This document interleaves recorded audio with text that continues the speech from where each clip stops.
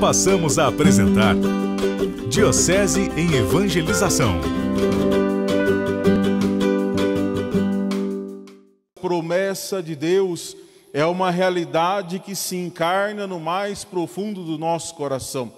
Nós celebramos a ascensão do Senhor não como despedida de nosso Senhor Jesus Cristo, como afastamento de Deus da nossa vida, mas como uma forma de experimentá-lo vivamente, agora de uma forma diferente, no mais íntimo do nosso coração e da nossa consciência.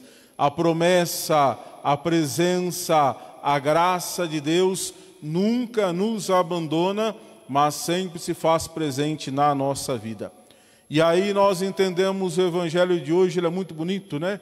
É a segunda parte da oração sacerdotal, no qual Jesus pede ao Pai que guarde todos aqueles que nele acreditaram, como também os que vão acreditar. E o guardar se traduz naquilo que se repete no finalzinho do evangelho por duas vezes, no consagrar. Guardar não é colocar num lugar que a gente impedido de experimentar das dificuldades, das tristezas, mas é termos a certeza dessa consagração enquanto íntima comunhão de Deus na nossa vida. Ou seja, a presença de Deus que habita e mora o mais profundo do nosso coração e da nossa consciência, que vem ao nosso encontro em Pentecostes, tem que nos levar todos os dias a consagrarmos o que somos, o que temos, nossa vida, nossa caminhada, a esse Espírito que é vivificante no nosso coração e na nossa caminhada. Por isso que a presença de Deus em nós é um amor que nasce, renasce, se for como força transformadora de Deus, como força vivificante de Deus. Não é um amor enquanto teoria ou palavras, mas é um amor que vai até as últimas consequências, passando pela cruz por cada um de nós. E como nós somos chamados a vivenciarmos concretamente na nossa vida essa promessa de Deus, que através do Espírito Santo se torna o amor concreto de Deus no mais íntimo da nossa vida e do nosso coração. Através de 5 imagens que, ao olhar para o Espírito Santo, nós somos chamados a renovarmos. Quando nós pensamos em Espírito Santo, nós pensamos em ar, a brisa suave, o sopro que dá vida, o ar que dá sentido e significado a todas as coisas. Quando nós pensamos em Espírito Santo, nós pensamos na água que purifica, na água que regenera, na água que transforma, na água que modifica. Quando nós olhamos para o Espírito Santo, nós lembramos do fogo, enquanto presença viva que desce, né? As chamas de fogo que desceram sobre os apóstolos. Quando nós olhamos para o Espírito Santo, nós pensamos na imagem da unção.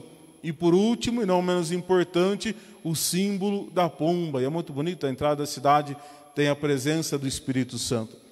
Essas 5 imagens são 5 modos concretos de nós experimentarmos na nossa vida, volto a dizer, essa promessa de Deus que se realiza, que se encarna, que se torna vida no nosso coração através do seu amor que habita o nosso coração. Quando nós falamos de ar, nós falamos de vida.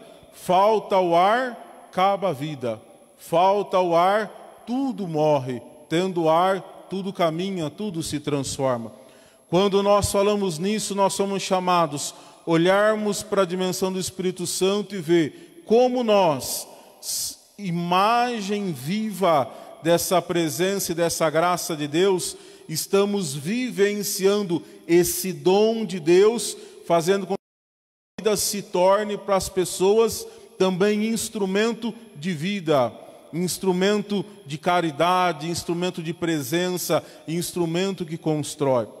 Nós estamos passando por uma pandemia e como é triste a gente ver, ao invés da vida se tornar um instrumento que acrescenta, muitas vezes é um instrumento que tira a vida, né? Quanto é responsabilidade, desde governantes até nós mesmos, né? Você não quer usar máscara, não precisa usar, mas não vai tirar a vida de quem está junto com você. A gente, às vezes, pelos nossos gestos, pelas nossas palavras, ao invés de levarmos presença de Deus, de sermos instrumento de ajudar aqueles que estão do nosso lado, a gente é aquele que empurra para o precipício. E isso não pode acontecer.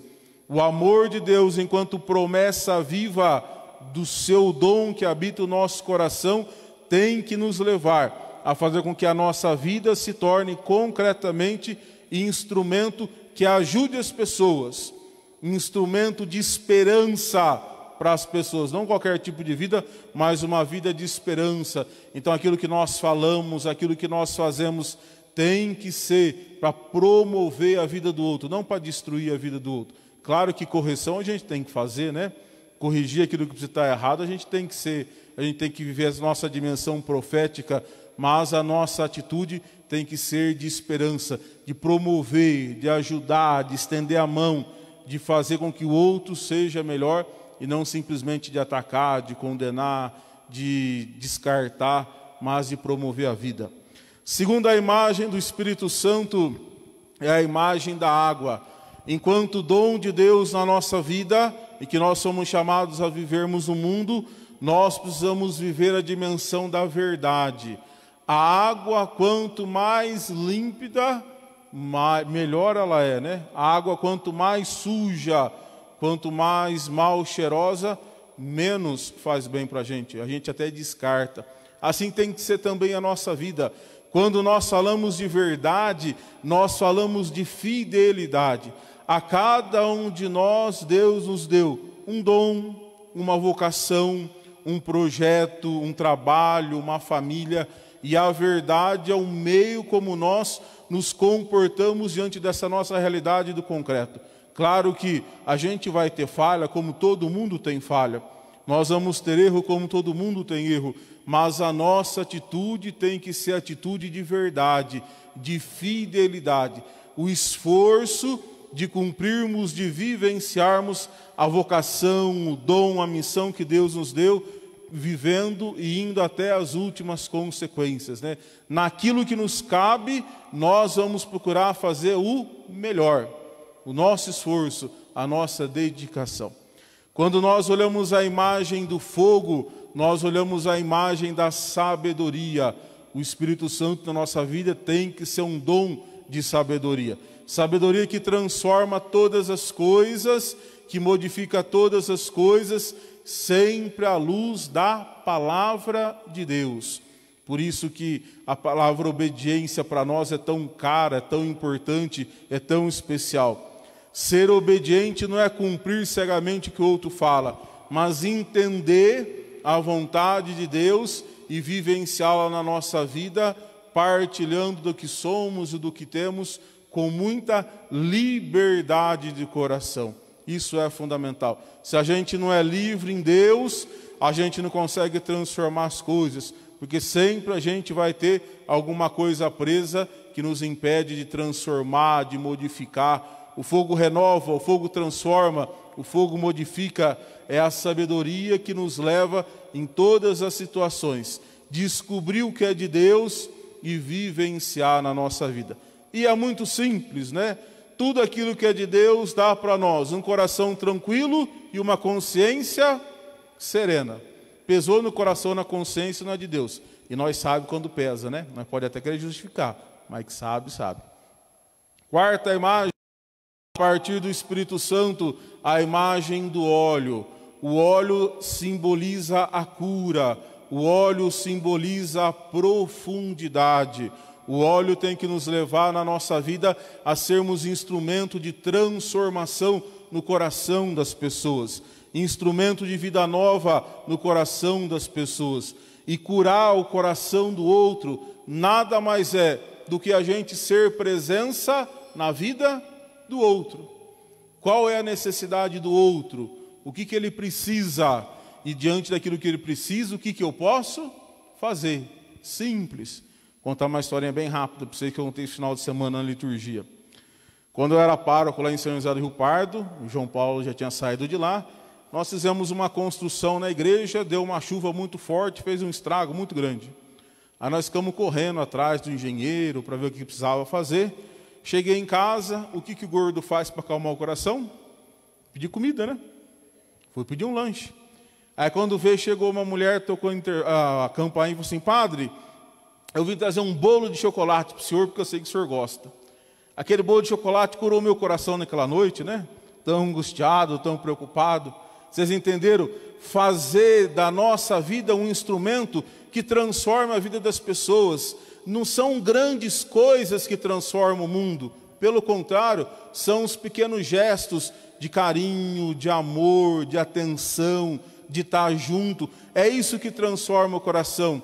É isso que cura as realidades. É isso que transforma os momentos de luto. Mesmo se for para a gente chorar, vamos chorar junto. Vamos rir junto. Então o óleo como bálsamo que cura, que alivia a vida. E o último exemplo, o Espírito Santo como pomba, sinal de simplicidade, de humildade. E a pessoa humilde não é aquela pessoa que é boba. Pelo contrário, humilde é aquele que tem consciência de todas as suas qualidades, mas também dos seus defeitos. Por isso, nem se exalta, esquecendo que aquilo que nós conquistamos é graça de Deus, é dom de Deus, então na justa medida, nem também fica muito humilhado, porque todo mundo erra. Então se eu errei, beleza, vamos começar de novo, vamos reconstruir, vamos caminhar. A humildade nos ajuda sempre a caminharmos de cabeça erguida. Volto a dizer, nos nossos dons, naquilo que deu certo, a gente louva a Deus. Naquilo que não deu certo, a gente busca força em Deus e continua a caminhada. É para frente que a gente conserta as coisas, que a gente muda, que a gente vai caminhando. Diocese em Evangelização.